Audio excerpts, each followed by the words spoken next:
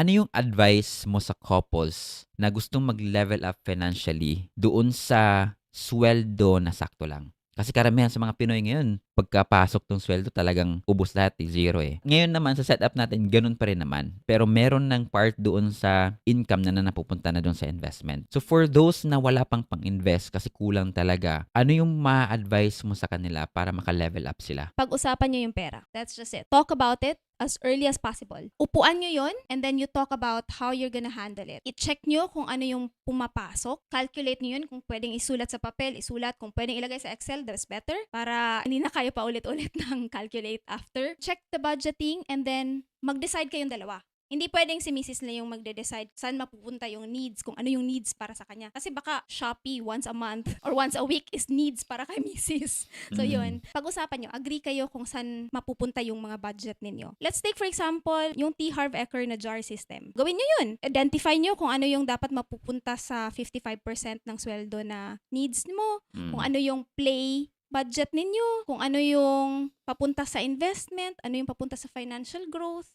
Yun.